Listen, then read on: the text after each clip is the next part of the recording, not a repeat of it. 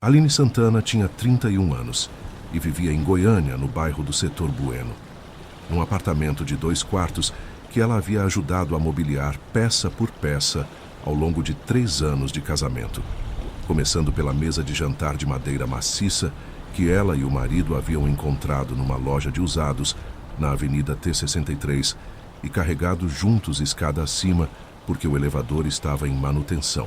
Era o tipo de detalhe que ela se lembrava com precisão.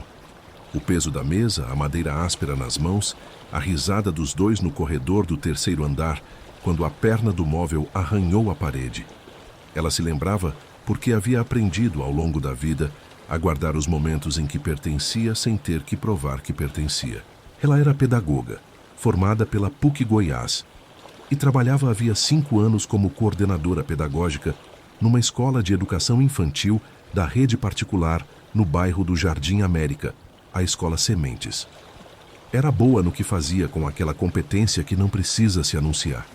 A competência que se vê nos resultados, nos projetos que saem do papel, nas famílias que voltam no ano seguinte pedindo pelo nome dela. Havia desenvolvido ao longo desses 5 anos um método próprio de alfabetização lúdica que a diretora da escola havia apresentado num congresso regional de educação como metodologia da instituição, sem mencionar o nome de Aline em nenhum slide. E Aline havia sentado na plateia daquele congresso com a cara fechada de quem absorve um golpe e decide não cair, porque havia aprendido que essa era, com frequência, a única opção disponível. Em casa, na mesa de jantar de madeira maciça, Aline era outra camada de si mesma. Gostava de cozinhar com o programa de culinária passando no tablet encostado na fruteira. Gostava de domingo com café demorado e jornal aberto no sofá. Gostava de organizar as prateleiras da sala com uma ordem que só ela conseguia decifrar, mas que funcionava sempre que precisava de alguma coisa. O apartamento tinha a marca dela em cada canto, não de forma decorativa, mas de forma habitada, o tipo de marca que uma pessoa deixa num lugar quando decide que aquele lugar é dela. O marido se chamava Henrique Melo. Tinha 34 anos. Engenheiro civil, homem de poucas palavras, mas de opiniões sólidas. O tipo que não grita, mas que quando diz algo, diz de um jeito que fecha a conversa. Tinham se conhecido numa festa de formatura 5 anos antes, e o namoro havia sido rápido, e a decisão de morar juntos havia sido dele primeiro, o que Aline havia interpretado como sinal de certeza. Havia sido um sinal de alguma coisa, mas ela só soube depois qual. A família de Henrique havia sido o ruído de fundo dos 3 anos de casamento. Não um ruído alto, não um ruído declarado, mas o tipo de ruído que você aprende a identificar quando está sempre presente. O comentário da mãe dele sobre o cabelo de Aline numa reunião de família. Dito como se fosse elogio: "Você não quer alisar não, Aline. Fica tão melhor alisado." A pergunta do pai na segunda vez que a conheceu sobre onde ela havia estudado, com aquele tom de quem espera uma resposta que vai precisar ser calibrada. O silêncio da irmã de Henrique, Fernanda, sempre que Aline falava sobre o próprio trabalho, o silêncio de quem está esperando o assunto mudar. Aline havia nomeado cada um desses episódios em conversas com a melhor amiga, Tatiana, que morava em Brasília e atendia pelo WhatsApp com a constância de uma âncora. Tatiana sempre dizia: "Você sabe o que é isso." E Aline sabia. Só que saber não resolve. Saber apenas te prepara para o que vem. O que veio foi a gravidez. Aline descobriu que estava grávida numa terça-feira de setembro, com 8 semanas, num exame de rotina no ginecologista. A médica disse que estava tudo bem, que o desenvolvimento estava normal, que ela havia percebido na ultrassom algo interessante. E fez uma pausa que Aline leu como dramática demais para uma boa notícia. E então a médica disse: "São 2." Aline ficou olhando para a tela do ultrassom por um tempo que não soube medir. 2 pontinhos brancos pulsando num fundo cinza. Gêmeos. Ela havia ficado em silêncio no consultório. E então havia sorrido. Não o sorriso de quem está feliz agora mesmo, mas o sorriso de quem está processando uma informação grande demais para uma reação imediata. Ela ligou para Tatiana antes de ligar para Henrique. Isso dizia alguma coisa, e ela sabia que dizia. Mas havia uma ordem natural nas coisas quando você precisa de testemunha antes de ser vista. Henrique reagiu com a contenção de sempre. Disse que era uma notícia grande. Disse que iam precisar organizar muita coisa. Disse que estava feliz, com aquela voz de quem diz que está feliz sem saber exatamente se está. Aline havia anotado o tom, como sempre, com a precisão de quem passa anos lendo o que não é dito. Nos primeiros 2 meses de gravidez, Henrique foi ao médico uma vez. Ligou para os pais para contar a notícia e passou a maior parte do tempo em silêncio, num silêncio diferente do usual. Mais denso, mais deliberado. Aline havia tentado conversar sobre isso 2 vezes. Na segunda vez, Henrique havia dito que estava pensando em muitas coisas. Ela havia esperado que ele dissesse quais coisas. Ele não disse. A conversa que desfez tudo aconteceu numa sexta-feira à noite. 3 meses e 1 semana depois da descoberta da gravidez. Aline estava sentada no sofá, com os pés no colo, porque as varizes haviam começado a incomodar naquela semana. E Henrique havia chegado do trabalho, largado a bolsa na cadeira de sempre, ficado de pé na sala por um momento que durou tempo demais, e então dito: preciso falar uma coisa. Ele disse que havia conversado com os pais, que havia uma expectativa da família que ele não conseguia ignorar, que ele havia tentado, que ele havia pensado muito, que não era uma decisão fácil. E então disse, com a voz de quem havia ensaiado, e mesmo assim não conseguiu fazer soar natural: eu quero que meus filhos sejam brancos, Aline. Minha família quer que meus filhos sejam brancos, e esses filhos não vão ser. O apartamento ficou em silêncio. Não o silêncio de um espanto, porque alguma parte de Aline havia guardado esse silêncio há anos, havia guardado espaço para ele sem saber exatamente quando seria usado. Era o silêncio de uma confirmação que você havia esperado e ao mesmo tempo esperado estar errada. Ela ficou olhando para Henrique por um tempo. Ele não desviou o olhar, o que ela registrou como a única coisa honesta que ele havia feito naquela conversa. Ela disse: você está me dizendo que quer me separar porque nossos filhos vão nascer negros. Ele disse que havia mais coisas envolvidas. Ela disse: eu não perguntei sobre as outras coisas. Ele ficou em silêncio. Ela disse: eu quero que você saia agora. Ele disse que a casa era dos dois. Ela disse: eu sei. Por isso estou pedindo que você saia agora, e não eu. Henrique saiu. Ficou no apartamento por mais 1 semana, dormindo no quarto de hóspedes que havia se tornado quarto de nada desde que mudaram, e então foi para a casa dos pais em Anápolis, levando a bolsa e os documentos pessoais e deixando para trás a mesa de jantar de madeira maciça, que era pesada demais para levar sozinho e que ele havia ajudado a carregar escada acima 3 anos antes. Aline ficou sozinha no apartamento grávida de 12 semanas de 2 bebês que ainda não tinham nome. Nos dias seguintes ela funcionou por inércia. Foi trabalhar, fez as reuniões, respondeu e-mails, almoçou na cantina da escola com as colegas como se o chão não houvesse se movido. Chegava em casa, olhava para a mesa de jantar e havia nesses momentos uma quietude que não era paz. Era o tipo de quietude que precede alguma coisa, o silêncio antes de o corpo aceitar o que a cabeça já sabe. Na 5ª noite sozinha, ela ligou para Tatiana depois da meia-noite. Tatiana atendeu sem comentar o horário. Aline disse: ele saiu. Tatiana disse: eu sei. Eu sei há mais tempo do que você acha. Aline perguntou por que ela não havia dito. Tatiana disse: porque você precisava chegar lá. Aline ficou um tempo sem dizer nada e então chorou, de um jeito que raramente chorava, sem controle, sem a mão na boca, com Tatiana do outro lado dizendo nada, só ficando, só respirando junto. Depois do choro, que durou o tempo que precisou durar, Aline ficou quieta no escuro da sala. As luzes do bairro entravam pela janela e faziam sombras no teto. A barriga estava crescendo e ela colocou a mão sobre ela por um momento, uma mão, depois a outra, como se estivesse medindo alguma coisa que não se mede. Estava pensando nos filhos, no que ela ia dizer a eles um dia sobre essa noite, no que ela queria que eles soubessem sobre o mundo que os esperava, e pensou, com uma clareza que veio do fundo de algum lugar que o choro havia acessado: eles vão nascer sabendo que foram escolhidos por mim. Isso eu posso garantir. Mas entre essa clareza e o dia seguinte, havia uma distância concreta que precisava ser percorrida, e Aline percorreu. Na manhã de sábado, 2 dias depois de Henrique ter ido embora de vez, ela abriu o computador e começou a pesquisar. Não de um jeito caótico, de um jeito organizado, o jeito de pedagoga que foi treinada a estruturar a busca antes de começar, a mapear o que não sabe antes de fingir que sabe.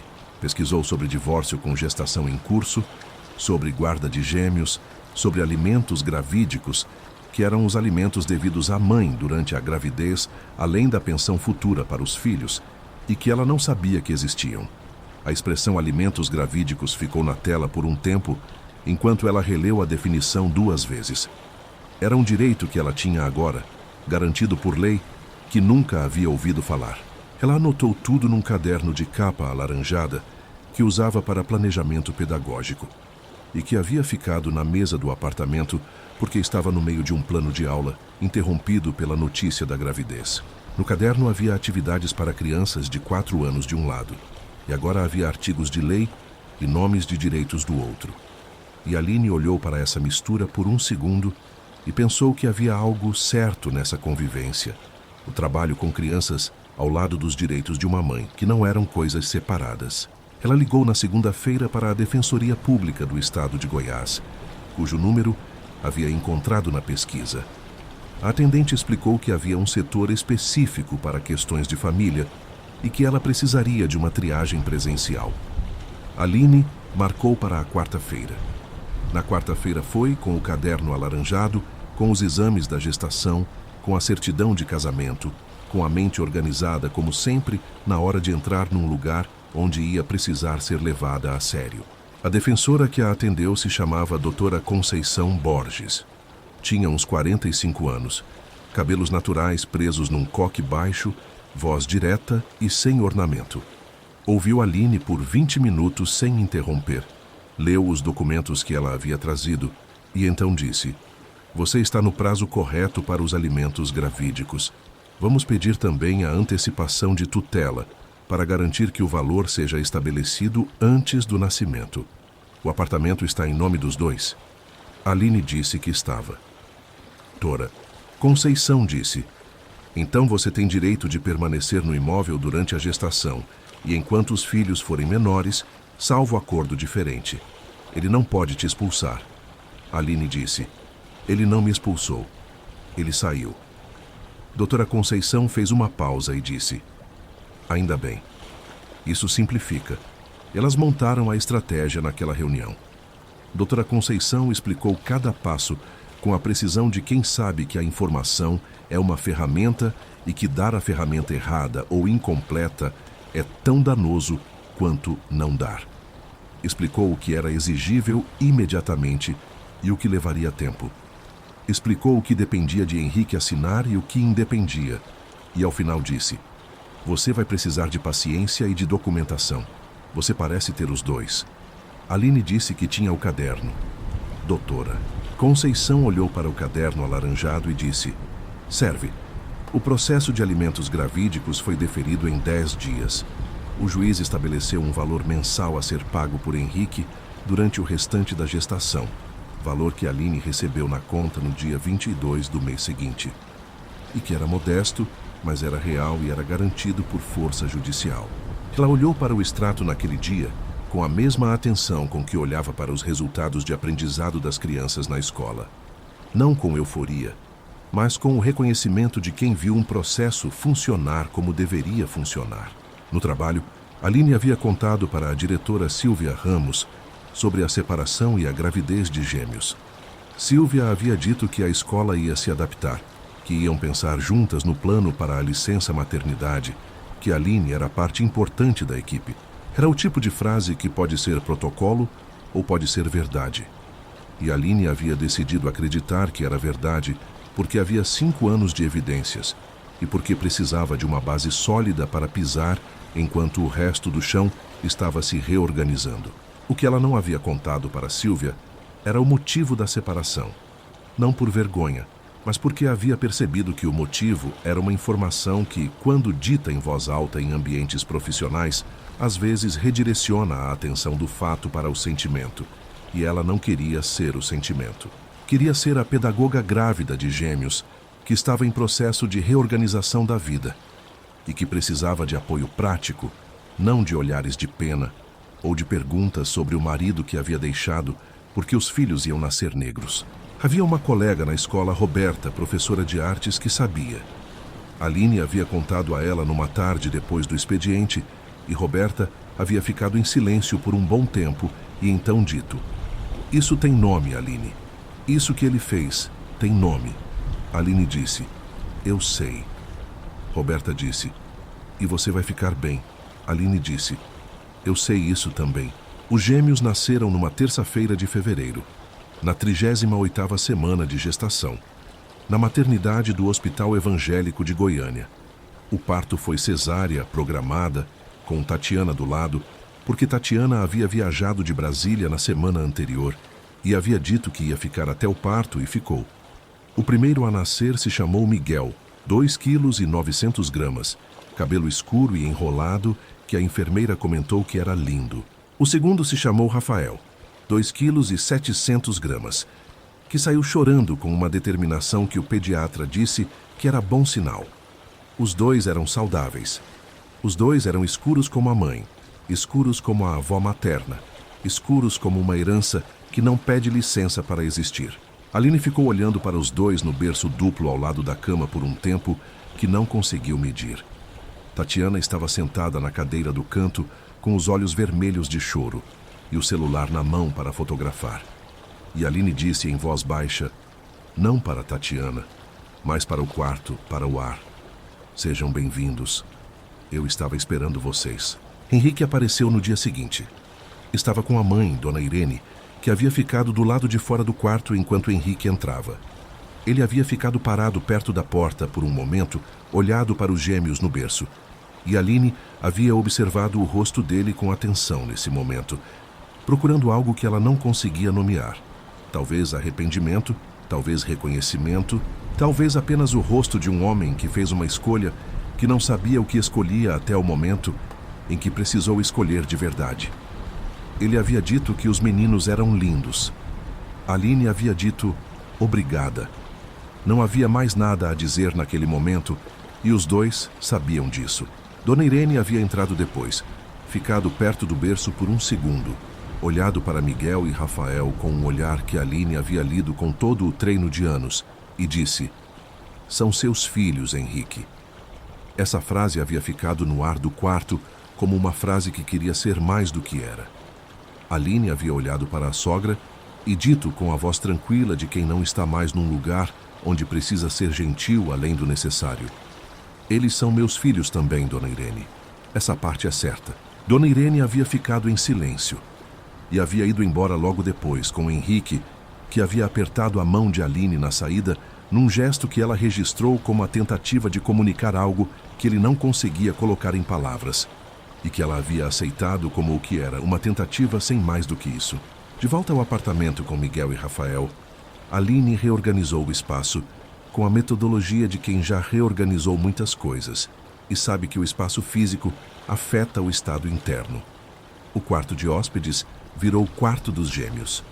A mesa de jantar de madeira maciça foi deslocada para ficar mais perto da janela, porque ela havia percebido que gostava de luz natural enquanto comia e que havia passado 3 anos comendo na sombra porque Henrique preferia a cortina fechada.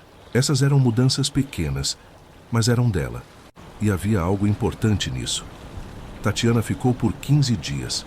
Cozinhava, amamentava quando Aline precisava de um intervalo com a mamadeira de leite extraído, lavava roupa, dormia no quarto dos meninos nas madrugadas mais pesadas, para que Aline tivesse blocos de sono de pelo menos 3 horas. Na última noite antes de voltar para Brasília, as duas ficaram sentadas na mesa de jantar depois que os gêmeos adormeceram, com vinho que Tatiana havia prometido abrir depois do parto e que agora, com 3 semanas de atraso, era o momento. Tatiana disse: "Você vai conseguir." Aline disse: "Eu sei." Tatiana disse: Eu quero que você diga isso como se acreditasse, não como se fosse a resposta certa. Aline ficou quieta por um segundo. Olhou para a janela. Olhou para a mesa. Disse: eu consigo. Presente. Tatiana disse: isso sim. A licença maternidade durou 6 meses. Aline recebeu a pensão estabelecida pelo juiz e gerenciou esse dinheiro com a precisão de quem sabe que recurso escasso exige planejamento, não contenção. Havia uma diferença entre as duas coisas que ela havia aprendido quando era estudante e refinado ao longo de anos de salário de pedagoga no setor privado. Nesse mesmo período, ela começou a escrever. Não escrevia diário, não era uma pessoa de diário, mas havia uma coisa específica que ela havia percebido durante a licença que queria registrar. O método de alfabetização lúdica que havia desenvolvido na escola e que havia sido apresentado num congresso, sem o seu nome, nunca havia sido formalizado em nenhum documento com autoria atribuída a ela. Existia em aulas, em projetos, na memória das crianças que haviam aprendido a ler com ele, mas não existia em papel assinado, e ela havia percebido, numa tarde com os gêmeos dormindo ao mesmo tempo, milagre raro, que isso era um erro que podia ser corrigido. Ela começou a sistematizar o método. Abriu um documento novo no computador, colocou o nome dela no cabeçalho, a data, e começou a escrever. Não era um artigo acadêmico ainda, era um registro, um mapa do que havia criado, com as fundamentações teóricas que havia estudado na faculdade e depois a lógica da sequência de atividades, os critérios de avaliação que ela havia desenvolvido por intuição e depois comprovado na prática. Ela escrevia nas napas dos meninos, nas madrugadas em que ficava acordada de qualquer forma, na hora do banho de sol no quintal do apartamento, quando eles dormiam um no carrinho e outro na coberta. O documento cresceu. Foi numa dessas madrugadas que ela encontrou a doutora Fernanda Luz, pesquisadora da UFG, especializada em metodologias de alfabetização na educação infantil, cujo currículo havia aparecido numa das pesquisas que Aline fazia para embasar teoricamente o que havia escrito. Ela leu um artigo da professora sobre abordagens lúdicas em contextos de vulnerabilidade e reconheceu que o que havia criado na prática era o que essa pesquisadora havia descrito em teoria como ideal e ainda não documentado empiricamente. Ela mandou um e-mail na segunda-feira, objetivo e direto, apresentando-se e descrevendo o método em 3 parágrafos. Esperou 5 dias sem resposta. Estava concluindo que não haveria, quando o e-mail chegou na sexta-feira, às 23 horas, com o assunto em letras maiúsculas. Preciso te conhecer. Doutora Fernanda Luz tinha 49 anos, era docente há 20 anos na UFG. Tinha um grupo de pesquisa chamado Leitura Viva. Publicava em revistas indexadas e havia passado a última década buscando um método aplicado de alfabetização para a educação infantil que tivesse resultados documentados em sala de aula real. Quando elas se encontraram no café da faculdade, numa manhã de quarta-feira com Rafael e Miguel no carrinho duplo, e doutora Fernanda, que havia chegado primeiro e pedido 2 cafés sem perguntar, a pesquisadora disse, logo depois de se apresentar: você sabe o que você tem? Aline disse: tenho uma ideia. Doutora Fernanda disse: você tem 5 anos de dados, você tem resultados de aprendizagem, você tem uma sequência didática testada com crianças reais em contexto real. Você tem o que a literatura chama de pesquisa-ação, sem saber que estava fazendo pesquisa-ação. Você tem material para um artigo, talvez para um capítulo de livro, certamente para um registro de propriedade intelectual, se você quiser proteger. Aline ficou olhando para a professora por um momento. Miguel havia começado a resmungar no carrinho e ela o pegou no colo com o automatismo de mãe de 3 meses, sem tirar os olhos de doutora Fernanda, e disse: eu quero. O que exatamente, eu não sei ainda, mas eu quero. Doutora Fernanda disse: começa pelo artigo. Eu coassino, você aparece como autora principal porque é sua a criação. O meu nome abre a porta da publicação, mas a inteligência é sua. Ela disse isso com a naturalidade de quem não está fazendo um favor, está fazendo um acordo justo.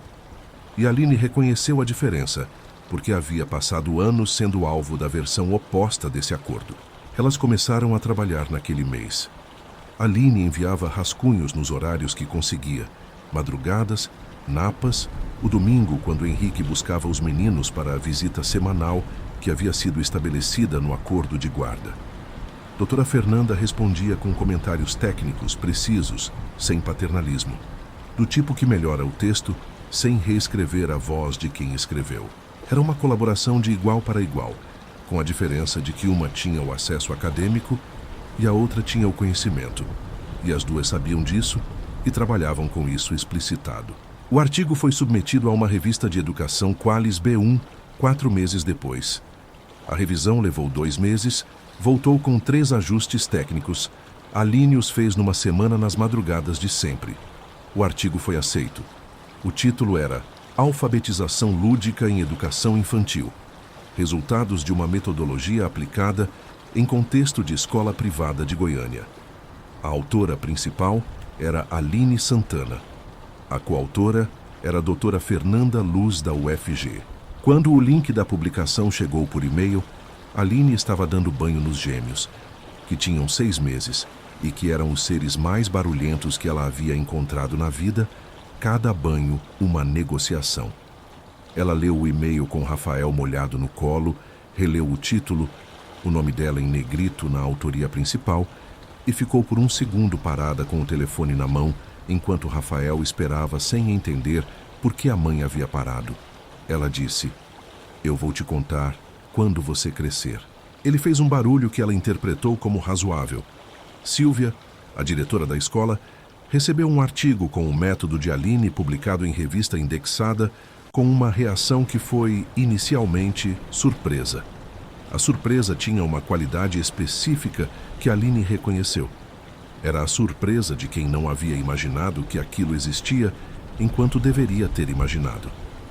Silvia disse que era excelente, que ia colocar no site da escola, que ia mencionar em materiais de comunicação com as famílias.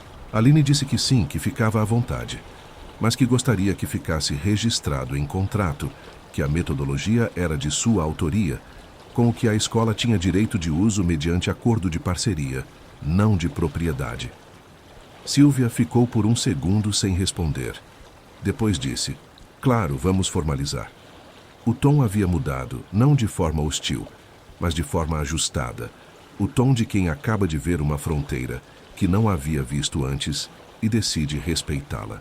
Quando Aline voltou da licença maternidade, a escola havia ganho 3 novas matrículas de famílias que haviam mencionado especificamente o método de alfabetização no formulário de interesse. Silvia havia compartilhado o artigo nas redes sociais da escola e nas redes pessoais, e havia ocorrido uma coisa pequena, mas concreta.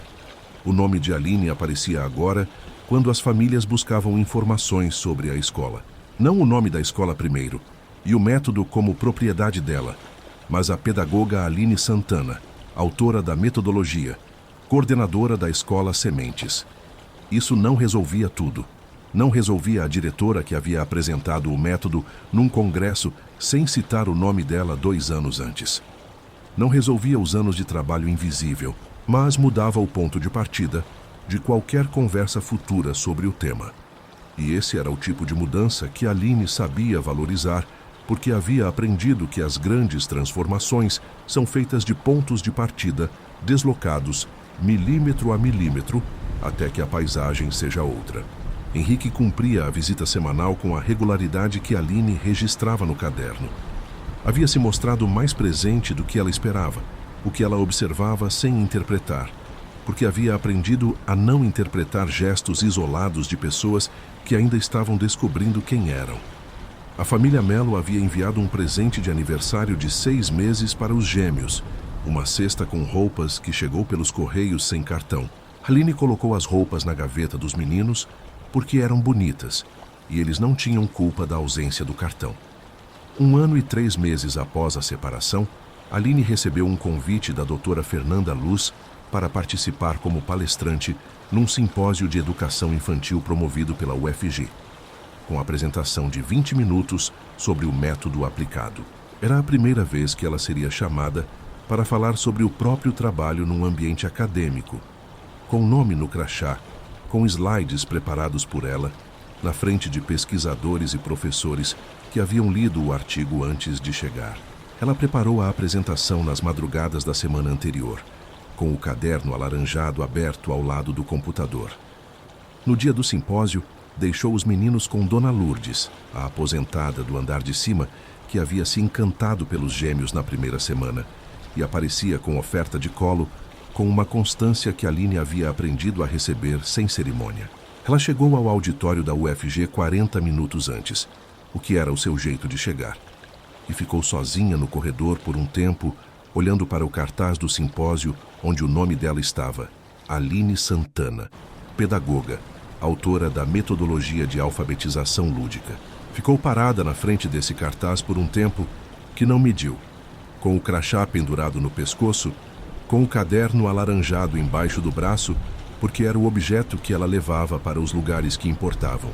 E pensou no apartamento do setor Bueno, na mesa de madeira maciça, na cortina que Henrique queria fechada, no congresso onde a diretora havia apresentado o método sem dizer o nome dela. Pensou no quarto de hóspedes que havia virado o quarto dos gêmeos. Pensou em Tatiana dizendo: eu consigo presente. Pensou em doutora Fernanda dizendo: você sabe o que você tem. Entrou no auditório quando abriram as portas. Se sentou na primeira fila porque havia aprendido que a primeira fila não é para os mais confiantes. É para os que chegam antes e ela havia chegado antes.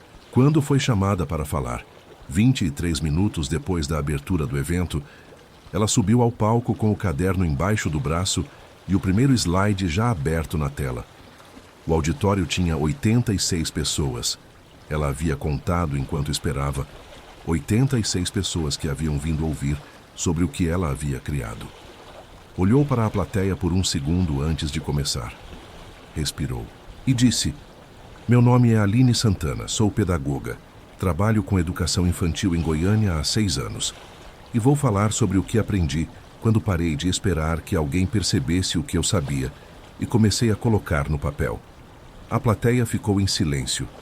O tipo de silêncio de quem está ouvindo. Ela falou por 21 minutos. Ao final houve perguntas. 4 perguntas, todas técnicas, todas sobre o método. Nenhuma sobre a vida dela, sobre os gêmeos, sobre o marido que havia ido embora porque queria filhos brancos, sobre as noites com o caderno alaranjado ao lado do computador. Apenas sobre o trabalho. Apenas sobre o que ela havia construído. Era exatamente assim que ela queria. De volta para casa no final da tarde, com Miguel e Rafael esperando na sala de Dona Lourdes, Aline abriu o apartamento, colocou o caderno alaranjado na mesa de jantar e ficou olhando para ele por um momento. Pegou uma caneta, abriu na última página usada e escreveu a data. Abaixo escreveu: primeiro simpósio, 86 pessoas, 4 perguntas técnicas. Os meninos estão bem. Fechou o caderno. Os gêmeos estavam fazendo barulho no andar de cima e ela subiu para buscá-los. E enquanto subia as escadas, ouviu a voz de Miguel, que havia começado naquela semana a emitir sons que pareciam palavras, sem ainda ser palavras. E ela pensou, sem parar de subir, que ia ser bonito o dia em que eles aprendessem a ler. Ia ser bonito e ia ser justo que fossem ensinados pelo método que a mãe deles havia criado num mundo que havia tentado apagá-la antes que ela terminasse de escrever.